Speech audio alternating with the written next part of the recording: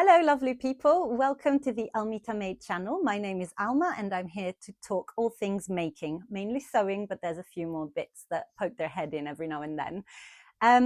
First of all, let's start from how amazing you all are, because you found me. I mean, I posted my first vlog and I was extremely nervous. And even just saying I've got a YouTube channel made me extremely nervous. And the response was so lovely. I just want to thank every single one of you that posted a really nice comment under my first vlog, that watched my first vlog, that liked my first vlog, and then people who subscribed to the channel already. That is such a vote of confidence, and it honestly made me cry when it started happening.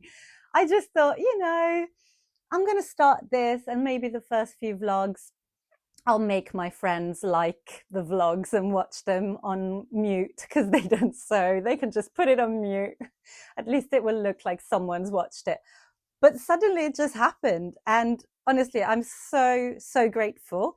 I hope that we are going to go on a really fun making and chatty journey on this channel. So welcome to the Almita Made channel. Welcome back. Welcome for the first time. Who knows when you're finding this vlog? Maybe you're watching years down the road, which feels quite sci-fi to me.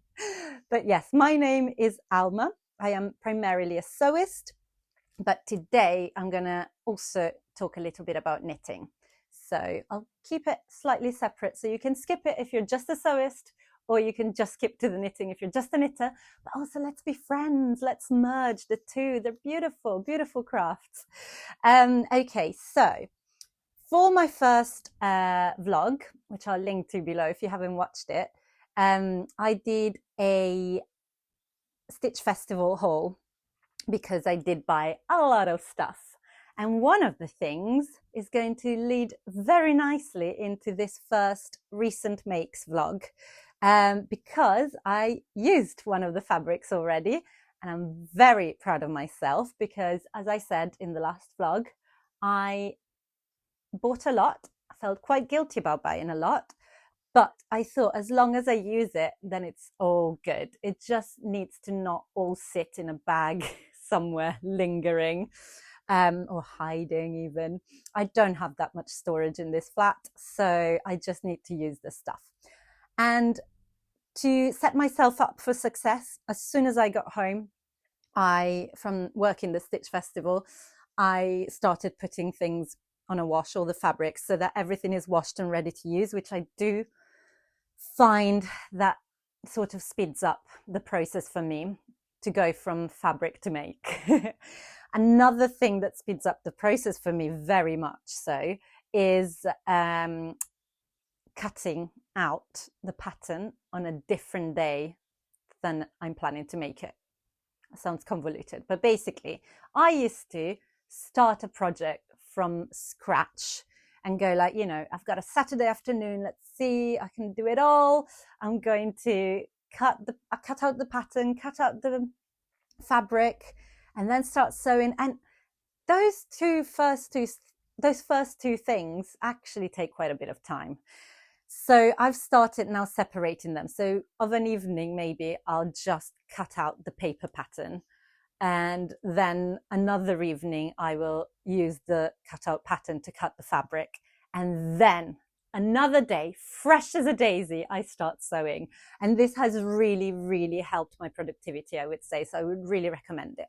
So on that note, I basically knew that this gorgeous fabric that I'm wearing, which I'll also put a picture up on the screen because there's not much room here to show you much, but I wanted to wear it because I'm really excited about this make.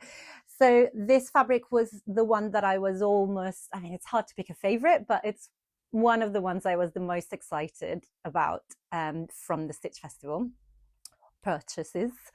And it's a fabric Godmother denim. The second I saw it, I was like, wow, that just has my name written all over it. So I bought it at the Stitch Festival. I bought quite a lot, and I knew that I wanted to make dungarees, and that I wanted to use a pattern I'd used already, so there were no mysteries, no things, no surprises. And I did just that. So this was the first fabric I washed as soon as I got home from the Stitch Festival. And I, the first free evening I had after that weekend, I cut out the partner overalls by Ready to Sew. This pattern, I've made it once before, fairly recently, loved it. I actually had the pattern for ages, and then I saw someone else making it and I was reminded of it. This is why I love these vlogs. I love Instagram, because not only you get inspiration for new things, you get inspiration for things that you're like, oh my God, I've had that for years. And I'd forgotten. So that's what happened with the partner overalls. Then I made them, and I made some adjustments on my first pair, which worked really, really well. It's usually adjustments around the bum area. I have quite a difference between my waist, in the ratio between my waist and my hips. So trousers and jumpsuits, that's usually something I adjust. And the crotch curve is quite different from most patterns on me. It's lovely to be talking about crotches, but it's very integral to sewing and fitting. So I did some adjustments on that first pair and it came out gorgeous. I've used it so much already. But there were a few little things, not major things, but a few things that I kept thinking, if I make it again, I'm going to tweak this. If I make it again, I'm going to tweak that. And that's what I did with this. So I knew that overall the fit was going to be good. But before cutting out the pattern, I did a few more adjustments. First of all, because of the hip to waist ratio that I mentioned, with things that you just pull on and off, like these dungarees, so there's no closures, there's just a drawstring. There's no closures, so you just pull them on, pull them off, which is very comfortable, very nice and easy to sew. But the previous pair that I made, they do go over my hips, but it is a squeeze.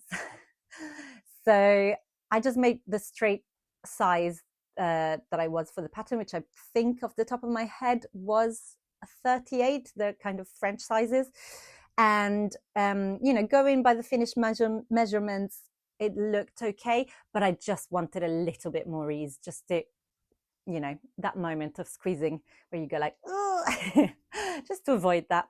So I ended up, I'm going to get my phone, sorry, how rude, but I've written all of my adjustments on Stash Hub, which is my favorite app. I would highly recommend it, because this is my Bible. Like, not only I can put all my fabrics in that I use and all my patterns, keep track of them, come up with projects, which I really enjoy doing, but also when you put in a pattern, there's like an adjustment section on the pattern page. So that's where I write down everything that I do. That means that next time I do it, I tend to write it on the actual printed pattern as well, but it's just a very easy way for me to go, like, for this particular purpose, for example, it's like, what did I do? Let me tell people. I've got it all written down here. So I altered the crotch, which I did on my previous pair anyway, and I maybe will go more into how I do that in a future vlog if people are interested, because I basically have created a block or a sloper, sometimes it's called, for trousers for my exact measurements and shape. And I use that overlapped on top of trouser patterns and jumpsuit patterns to kind of get the right curve. Because it's not just about size, it's about the curve and how it sits. And I've just found this is my perfect recipe for making trousers. I just take my thing. It looks quite different on some patterns. It looks incredibly different on some. It looks just a little bit different, but that kind of ensures that I'm starting from a very good place. So I altered that, which was already altered on the paper, on the pattern, on the printed pattern. And then to help with the pulling up and pulling down, I added 2 centimeters total, which is quite a difference. And yeah, this slide on and off much easier. I'm so happy I did that. And of course you have to do it, something like that, you do it both on the bodice bib pieces and the trouser pieces, because I've been caught before that I only do it on the top or only do it on the bottom. But anyway, that added a little bit of ease for sure. in genuinely like ease of life of me going to the loo, basically. Lovely. Okay, then the other thing that I did was shortening the straps by quite a lot. 6 centimeters I took off, and I mean that's still got quite a nice little tongue that I could adjust if I wanted to. But my previous ones just have like a flapping thing, which I need to adjust, by the way. I just need to shorten them. But yes, I took off 6 centimeters of the straps, and then I did a sort of narrow shoulder adjustment, I'm calling it, because it is similar in process to what I would do for like a bodice where I need to adjust the shoulders.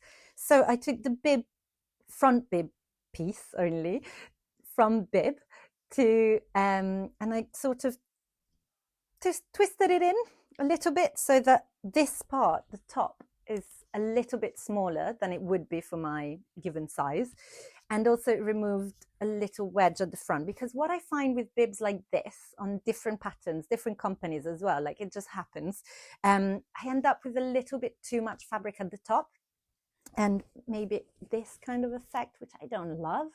So this, I feel, is sitting much nicer. So I'm glad I took a chance on that. I thought this might make a lot of difference or no difference at all. It did make a difference. It was worth doing, very worth doing. And then the other things that I changed, oh, one thing that I'd done on the previous pair as well is that I put the elastic, they got this elastic at the back strap.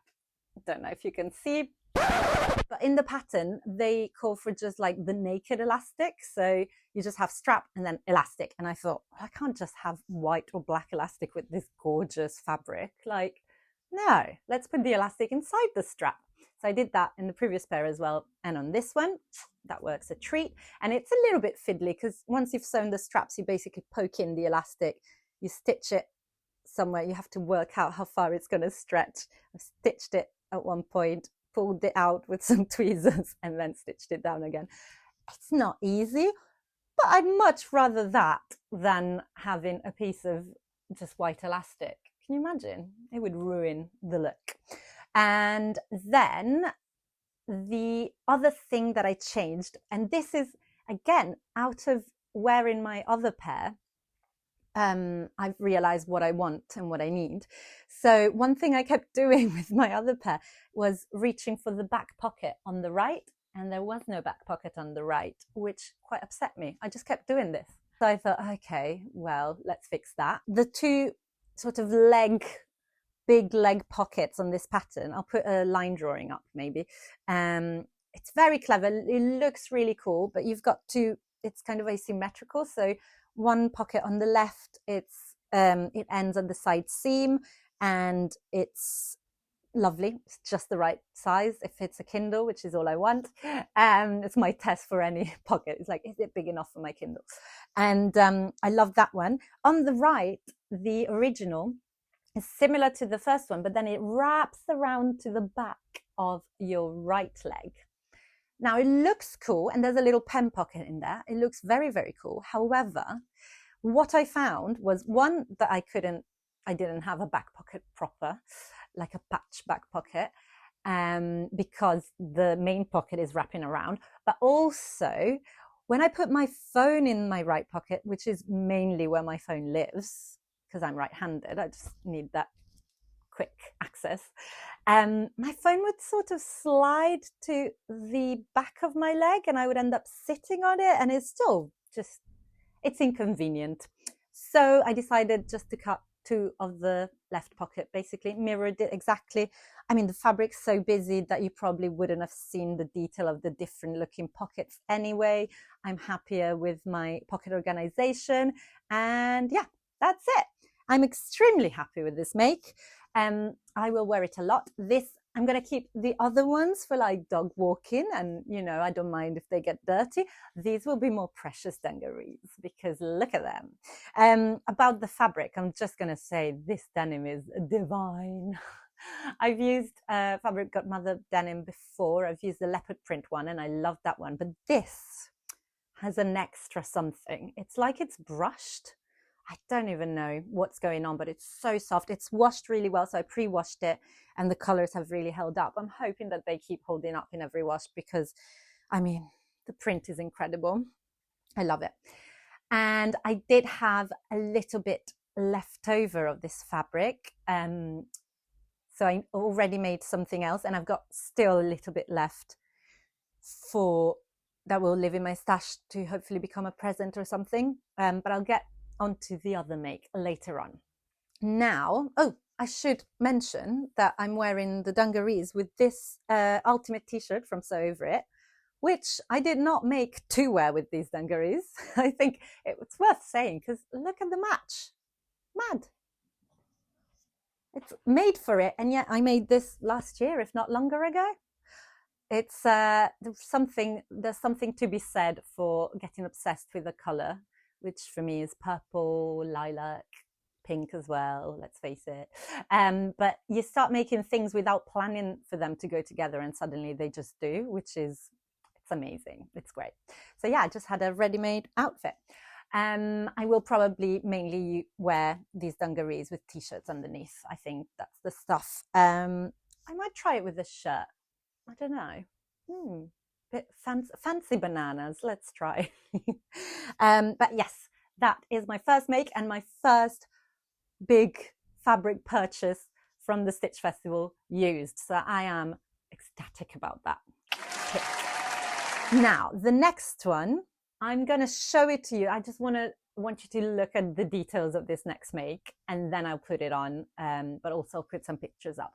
But I thought it was worth showing up to the camera because it's one of those makes that I'm just very proud of.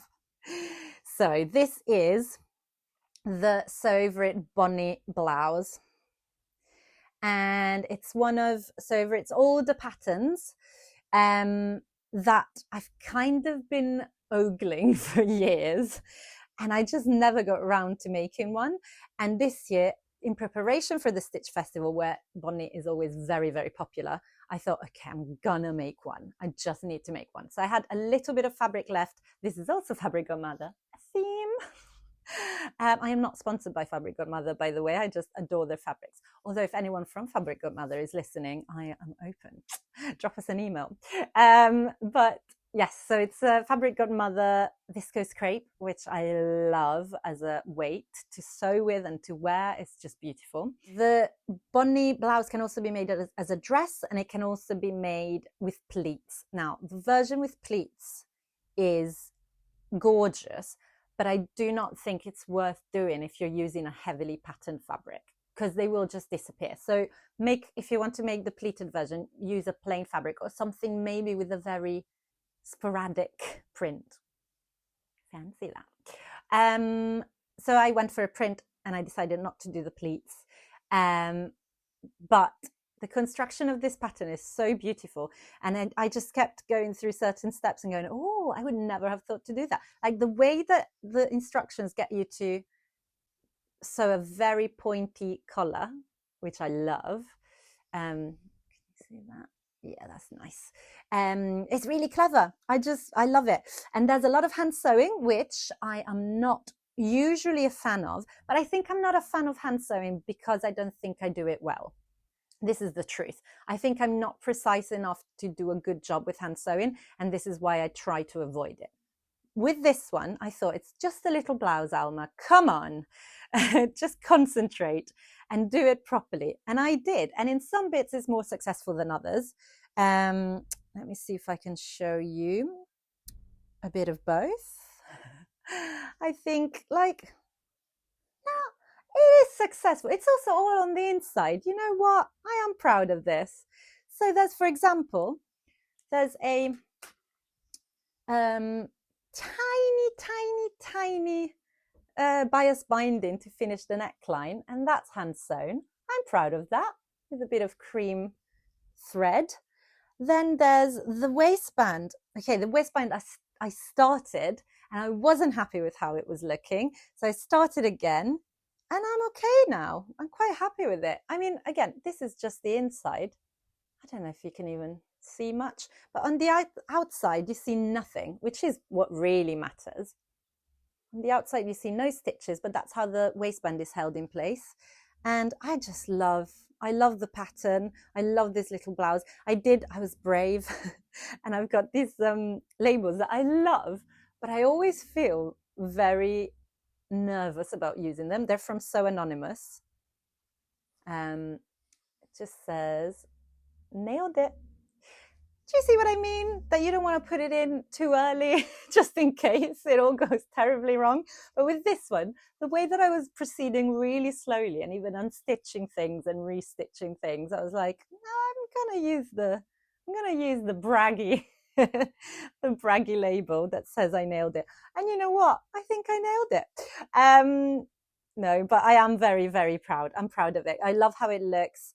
I got loads of people asking where this blouse is from, as in sewists, but also just normal people. So that's a good marker of a good make for me.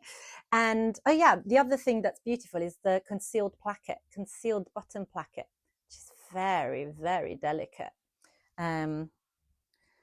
Easier. I'm going to put it on so you can see the placket situation, I think. Okay, here we go. So I'm wearing it with my pretentious little mic over there. Sorry about that. Yeah, the placket is completely hidden. How pretty is that? And then there's the waistband. That's what it does.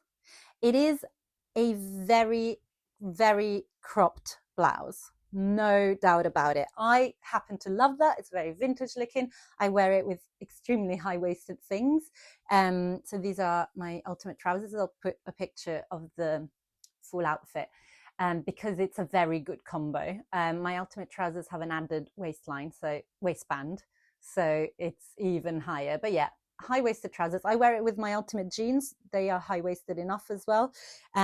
It's designed for that, so I wouldn't try and put it on with low-waisted jeans or anything that's not high up.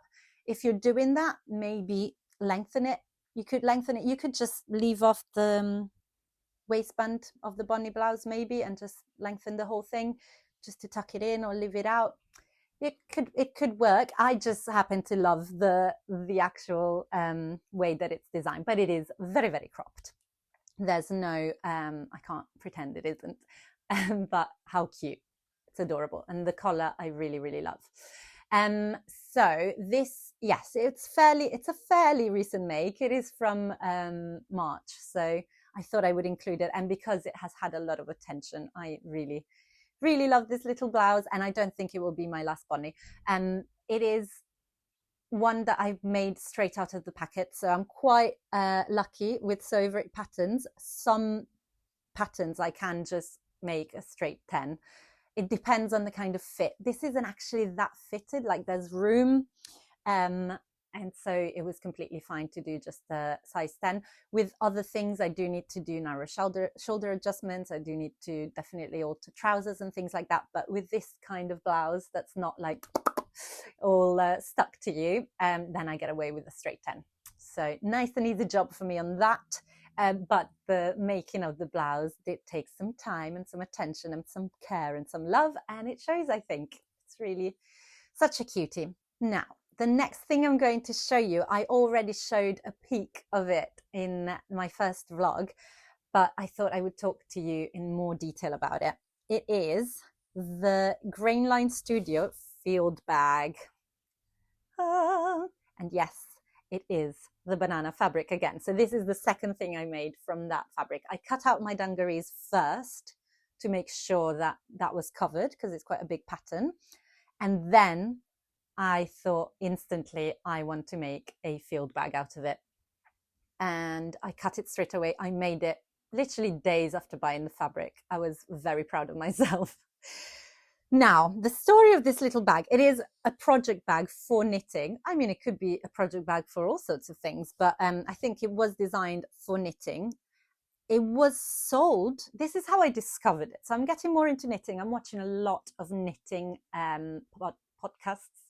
They're vlogs. I don't know why knitters' vlogs are called podcasts. I would love for someone to explain this to me because I really don't get it. Because a podcast to me is something you just listen to on your phone about people's favorite dishes or something. That's what podcasts are to me. But on YouTube, there's lots of knitters that do knitting podcasts that are basically what I'm doing right now with, so should this be a sewing podcast? I don't know.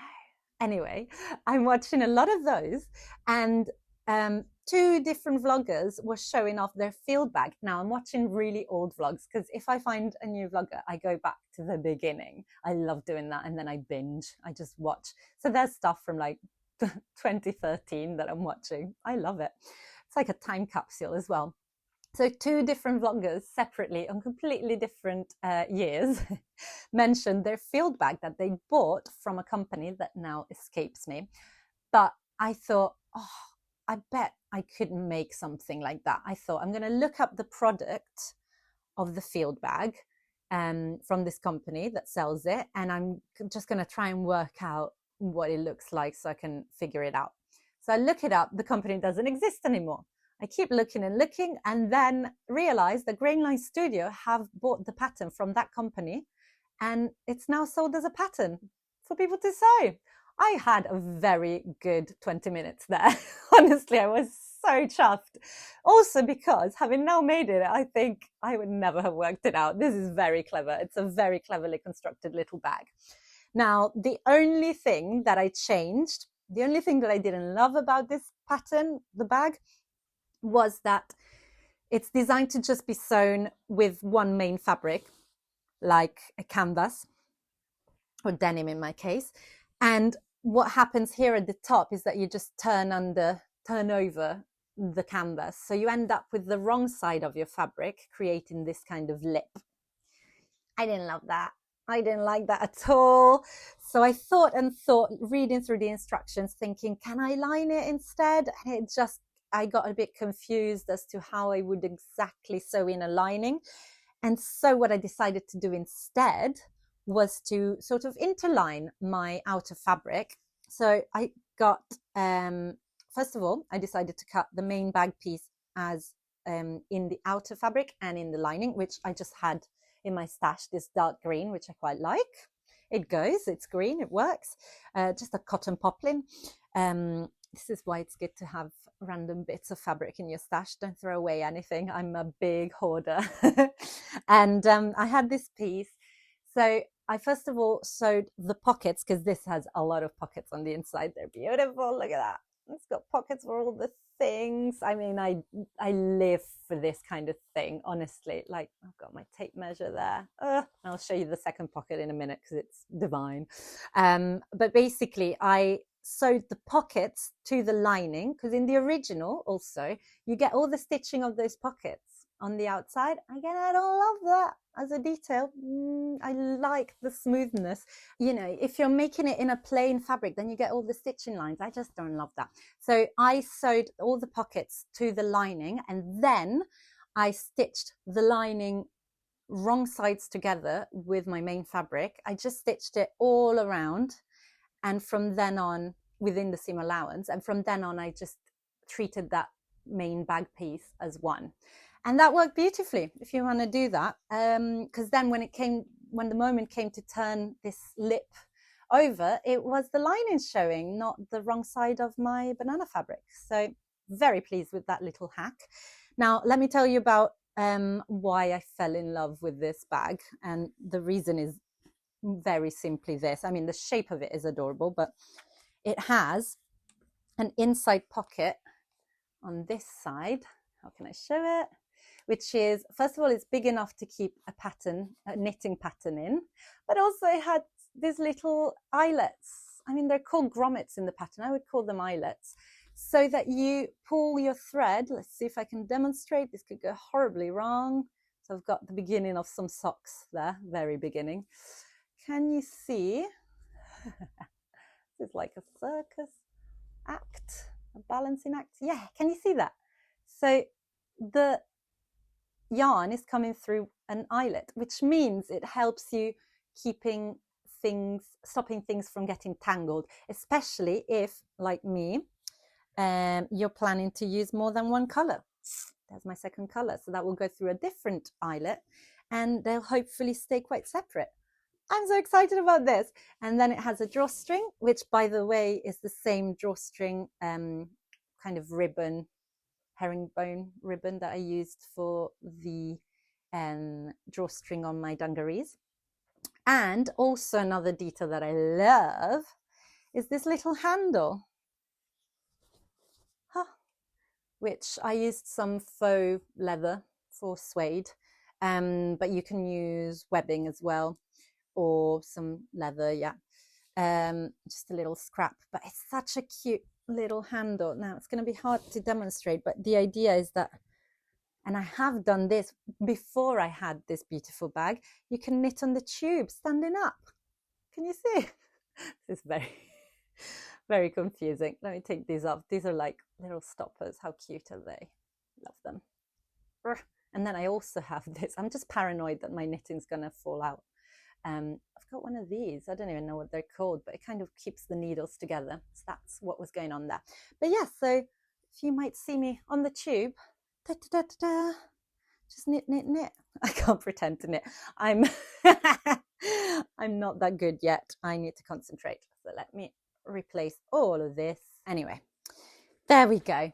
And actually, so this is sewing, but for my knitting, which makes me quite happy, to be honest, because what a superpower that you can do one and the other, right? And now this leads me quite nicely into a finished object. I feel very much like a knitting podcaster when I say that. So it's a knitting project that I finished last month, and I am very proud of it. But I'm gonna see if the colors, oh yes, see, I've tried to take pictures of this and it just doesn't show. It's a beautiful kind of variegated lilac. Oh, it's gorgeous. So first of all, let me show you the yarn because it's the one that's in that bag. So Schepges, something like that. I don't know how to pronounce this. I think there may be Dutch. Ooh, the light's weird, isn't it? Ooh, there it is. Metropolis. It's a range with all colors called after different places. So this is Taipei. Beautiful yarn, fingering weight. And I used it to make a Stockholm Slipover patterned by Petite Knit. There it is. I thought, oh, it's a little bit crumpled from being in my drawers. I thought I'd show it to you on the camera just to talk some details. First of all, there's the loveliest label that I've sewn in. This is from Purple Stitches, one of my Stitch Festival purchases. I love that. And I bought these especially to be put inside knitted things because I just can sew them in. Love that. I mean, it goes so well with the color. With my nails. So this little slipover was not easy. I'm not going to say easy, but it's very doable for, I mean, I've been knitting for a few years now, but very on and off. But I do know a few things. So I wouldn't say it's a very, very, very beginner pattern, but you know, if you've done a few things, you'd be okay trying it. I had a really hard time figuring out what yarn to use. So with something I find quite different between sewing and knitting, with sewing, obviously, pattern designers tell you what types of fabric work for that project. So, you know, the field bag, should be made in something like canvas or denim. So you go and find your own canvas and denim. With knitting designers go, oh, I use this very specific yarn held together at the same time with this other specific yarn that you can only buy from very fancy knitting shops, and it costs a lot and you can't ever wash it. I have a problem with that.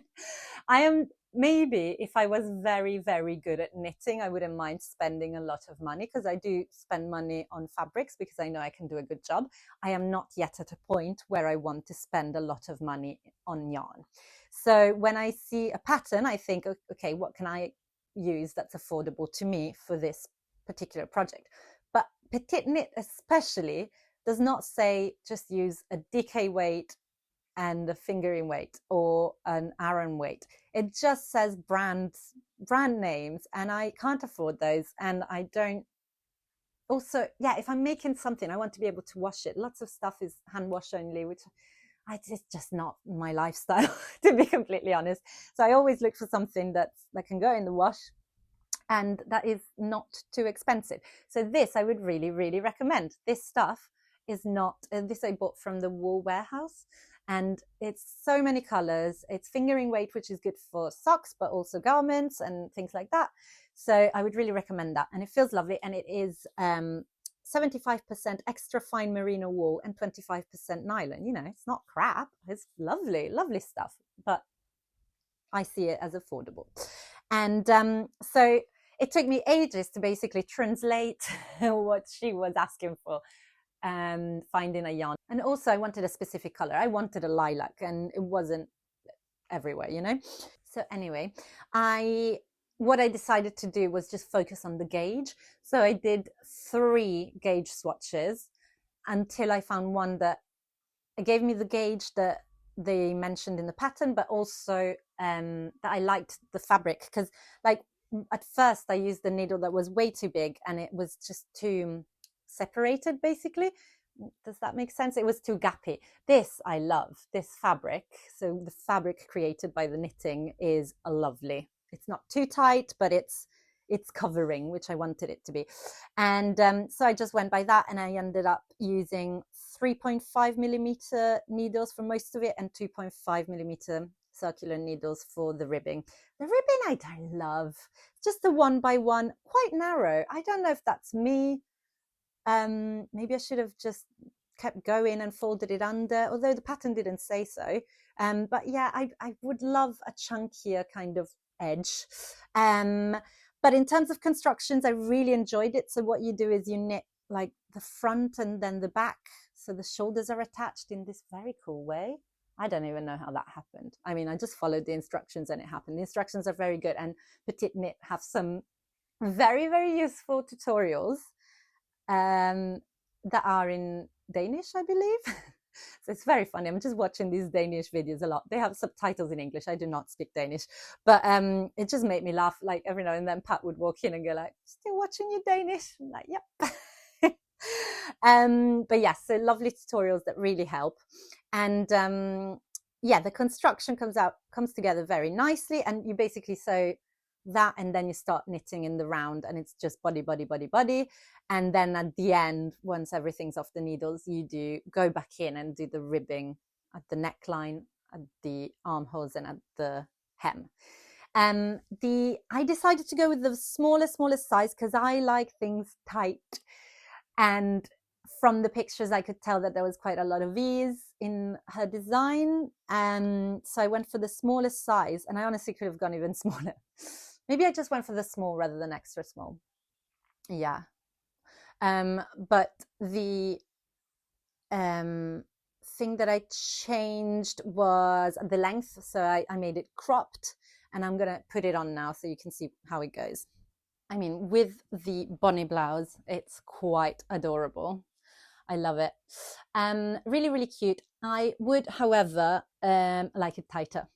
So what I'm starting to learn is that when you use superwash wool, which I have the last few projects, it really, really grows when you block it. And so I think if I'm using these kinds of wool, I need to start making things smaller so that if they grow, they go exactly right for me. I mean, it's cute. It's very cute. I would just like it a little bit. That's just me. It's just my preference. But it means that I can put it on top of lots of different things. I just really like the style. I love it with the collar of shirts. I did something wrong. This I'm pretty sure is my fault. The neckline on pictures that I've seen of this pattern comes much higher. So it's more like, oh, with the mic, it's not going to work, is it? But it's much more like there. And mine's down here. What did I do? I don't know. Knitting is still a bit of a mystery, but I'm so proud of myself that I finished technically, it's a garment, it is. It's a vest, it's a slipover. What would you call it? I would call it a vest, but slipover seems to be the kind of appropriate term. So I'll call it that. And it won't be my last slipover. I think it will be my last Stockholm slipover. I think I might just try a different pattern and see when I find one that I really love. I would like obviously plain ones are great because they look great with stuff, but I've also seen some really fun ones that like there's one with eggs on it that I really like the look of. I just like a pattern a lot. But anyway, I think that brings us to the end of my second vlog and my first makes vlog. So there'll be a lot of these, I reckon, at least once a month, because I do make quite a lot of stuff. So I'm going to plan to keep this coming. Maybe my next vlog could be my next plans, my next few plans, like what I'm planning, and plans plus work in progress. Maybe if I make any progress on my socks, I could talk about that. But yeah, let me know what kind of content you'd like to see. I've also got lots of other types of things planned. So I'm gonna start trying different genres. No, this is a horror vlog. No.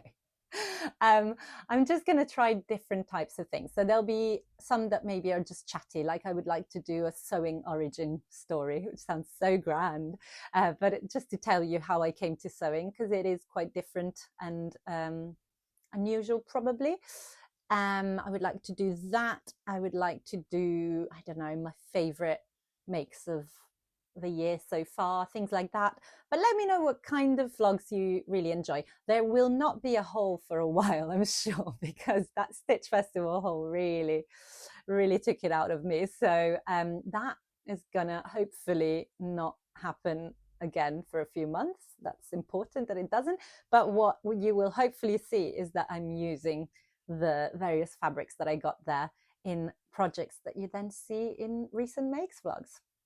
That's the plan anyway. If you enjoyed this vlog, please do give it a thumbs up. I would love you to do so. Spread the word, because I would really like it for lots of people to find my little crafty corner of YouTube. Subscribe to my channel if you haven't already. I would really love you to do so. It just got me excited seeing how many people subscribed to just come up with more and more interesting vlogs and chats. And also do let me know in the comments if you've got a specific type of vlog that you'd like to see from me. Let's have a chat. Let's see what I can do. In the meantime, keep making and keep chatting about making. I'll see you next time.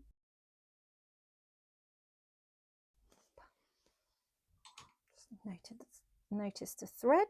Lovely. Live. Okay.